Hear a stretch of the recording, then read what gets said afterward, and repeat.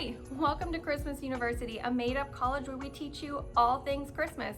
My name is Liz Butts and I'm the founder and CEO of Chroma Pop, and today I'm going to be showing you 4 ways to decorate Christmas tree sugar cookies with buttercream frosting and Chroma Pop sprinkles. So I just started with a can of buttercream frosting. I didn't take the time to make my own because I'll be honest, I'm a little lazy and things are hectic this time of year. I did make my own sugar cookies. I've got 2 different types of Christmas trees here, and then I also have some buttercream that I've already colored with our Chroma Pop colors. This is colored with our holly green Chroma Pop, and this one is with our forest green Chroma Pop. So I'll be using those in piping bags today. I did want to show you guys a really cool trick. So as you'll see, I actually have my icing in a plastic wrapped bag. And the reason I've done that is because I can color my frosting and wrap it up and not worry about getting crusted over. The convenient thing is once you have your piping bag and your piping tips, you can literally just drop it in here. You will cut the end of this bag off and we'll just drop it in the bag and we'll be able to use it. It's super, super convenient and I love this trick. I use it all the time. So I'm gonna go ahead and get started. I have some scissors here so you can see I'm just going to cut the end off of this bag so that the icing can flow freely. And then I'm going to put it in a piping bag with a closed star tip on it. This is a Wilton number, this is a Sunny number 21. I believe I just got this tip off Amazon. It's very generic closed star tip. So as you can see, this doesn't go all the way to the end, but that doesn't matter. It was just to preserve the icing. Now I can squeeze the icing through and it comes out really beautifully. So I'm gonna show you 2 ways to use this closed star tip on a frosted sugar cookie. So I'm gonna start with these cookies. I had to decide which cookies I wanted to use. So I'm gonna set these aside and I'm gonna show you basically can use this tip 2 ways for a different looking design. So the first one we're gonna do is basically a shell piping technique, and I'm gonna add a little curve to it. So I'm gonna make sure I'm in the middle here so you guys can see. And I'm going to just pipe some shells, but I'm gonna add a little bit of a tail to it. And we're just gonna layer those starting with the bottom layer. And you can get whimsy with these so that they don't all look exactly the same. And we are gonna layer them too. So don't worry if you have a little empty space, we'll be layering that up. That is no problem at all. Okay, and then we're gonna go in with our next layer. I'm actually gonna start in the middle just so I can make this design look interesting. Kind of piping a little bit of a C shape or a comma. And we're just gonna keep layering that, go opposite directions, keep it interesting. We'll keep doing that until we get to the top.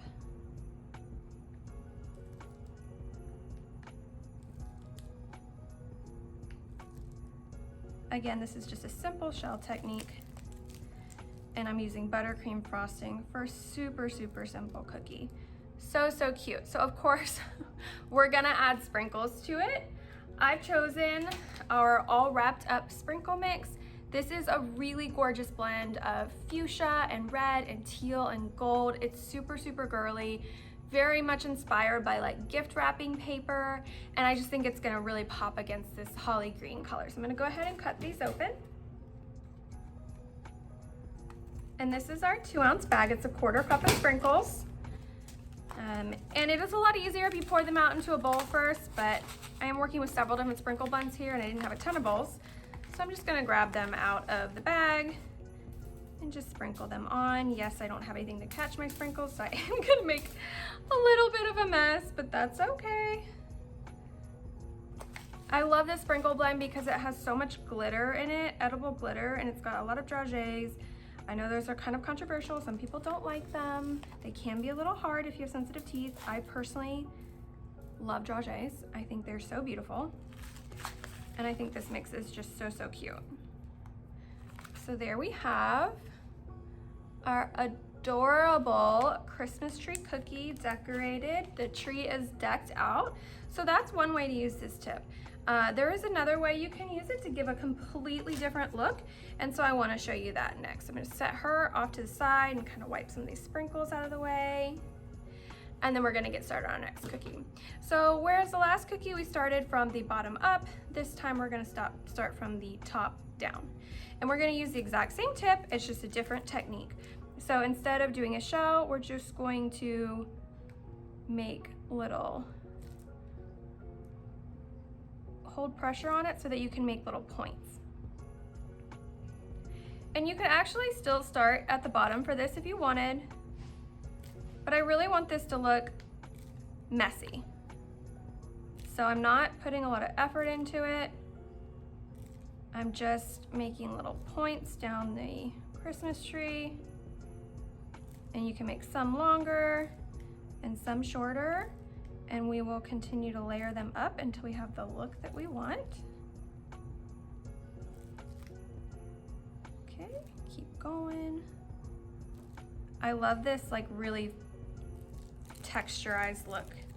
It's very whimsical, super, super cute, so easy. You guys really don't have to have any piping skills to be able to do this. It's very, very simple. And you can buy these piping tips anywhere. They're all over the internet. They're at the grocery stores. Very, very easy to come by. And look how quick it was to decorate that cookie. I'm just gonna add a couple more in the middle, kind of around, to just give it a little bit more texture.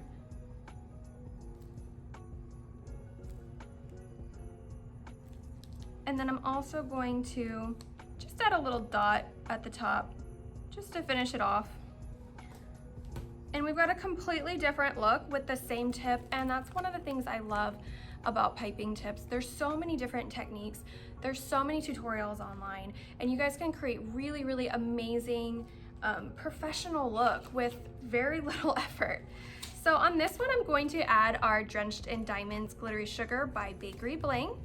This is so, so gorgeous for the winter. I love the kind of like frosted snow effect it gives.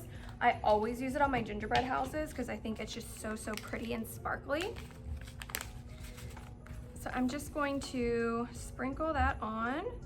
So glittery sugars are really cool because they're pretty big sugar crystals, but they also have little flakes of edible glitter in them. So they really create a lot of sparkle without, you know, putting actual glitter on a cupcake or a cake or frosting, whatever. I just love the way that this looks. It's got so much texture in it, and I think it's really, really beautiful and interesting. If you guys want to take it to the next level, we also have our Roxy and Rich dust pumps, and these are really cool because they actually are a fully FDA compliant glitter edible mica. It's just the cut of mica that it is, and you can actually just throw that on. You probably can't see it that well, but I'm just adding a little glitz to this, and it's so beautiful. Oop, got a little on there.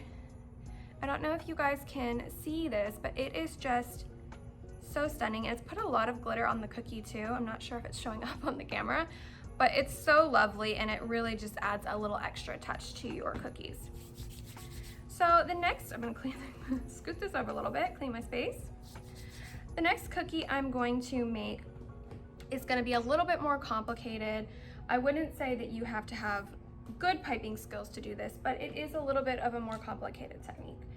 So I have my forest green buttercream. I've used our forest green Chroma Pop. I've used just a little bit of it so it's not too dark. I kind of was going for a sage color, and I saw this technique online. So I haven't actually done it before, but I do have some history of piping, so I think I'll be okay.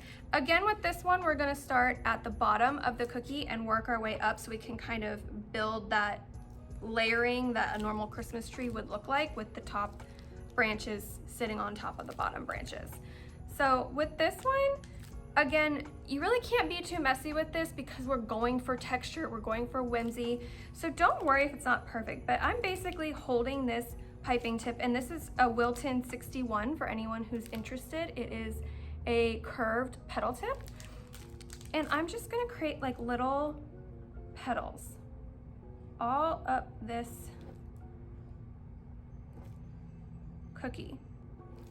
And you see, I'm not holding it flat, I'm holding it up, and it's gonna create a lot of texture on this. This design makes me think of like Crate and Barrel or something. Like, it's just very whimsy, and I really love the look of it. You definitely want to keep it a little bit turned, not completely up and down, because you want to see the edge of that petal. But we're definitely going for a lot of texture, a lot of whimsy. I love that word today, apparently. But Christmas is just, it's whimsy. What else is it? Happy and whimsy. So we're gonna keep layering these up. And again, I just did 2 different Christmas tree cookies because I just had to be extra, and I have lots of cookie cutters, but you could obviously do this design on any Christmas tree cookie. And we're just gonna keep layering up. I really am digging this design. I honestly think it would look even prettier on the other cookie shape, the other tree shape that we have. They almost look like, I want to say like mistletoe leaves, and I think that's really pretty for the holidays. So we're gonna keep adding these little petals. And one tip I have is try not to make straight lines, because the more variegated and staggered that your leaves are, the prettier and more organic the design is gonna look for sure. So we're just gonna keep, see how like that's kind of a straight line. I don't love the way that looks. We're just gonna keep going with it up to the top. And then now that I have my tree kind of filled out, I apologize, it's hard for me to see where center is. I'm gonna go in and just add some more to add a little bit extra texture. Just throw some on top, anywhere, it does not matter. You, like I said, you cannot mess this up unless you just don't like buttercream. But I love buttercream. So I love the way that this turned out. I'm going to add my favorite new product of ours to this, which is our crispy dragées. So I know I talked earlier about how dragées can sometimes be a little controversial. People who have sensitive teeth can find them very hard to eat. These are amazing. They have all the beauty of a regular dragée, but they're filled with chocolate and cereal, like basically like little puffed rice. And so not only do they not hurt your teeth, they are delicious. They taste like little, I don't know, little Kit Kat balls. So I'm gonna open that up, and I am going to hand place these little dragées because I just think they are so cute. So I'm just gonna drop them on there and press them into the frosting. I highly recommend doing this while your frosting is still fairly wet. Once it crusts over, they won't stick as well. They also make like tiny little tweezers that you can use to get these on here, because as you can see, some of mine are rolling off a little. I just have to get my hands a little dirty. But what a beautiful design these are, and so simple. So simple. Oop, lost one. That'll happen. Where'd you go?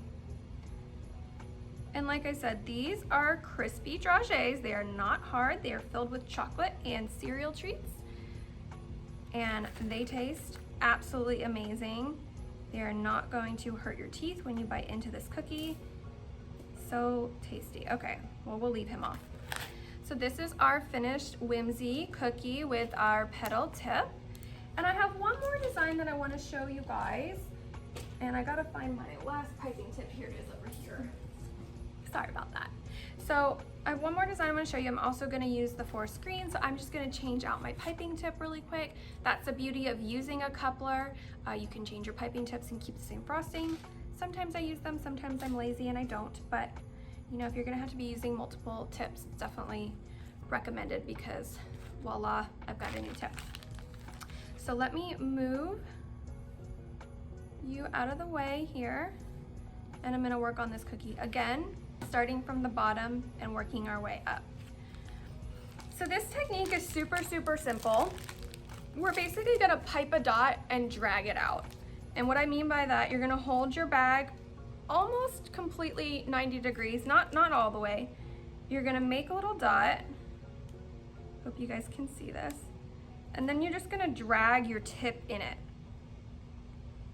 So we're not trying to make it really clean and pretty.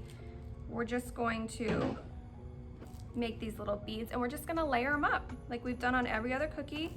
We're just gonna create layers. Again, try not to make like really straight lines. You definitely want some variation in there because it's gonna make the cookie just that much more interesting. And look how pretty that is. It is such a cute design. And I have the perfect sprinkles to top it, of course. Trying to make sure you guys can still see without my piping bag being in the way. It's a little difficult when I get to the other side. I'm just gonna keep piling up these little dots here. So cute. It's so cute. This might be my favorite one, actually. Now that I'm doing it, I think she is my favorite design.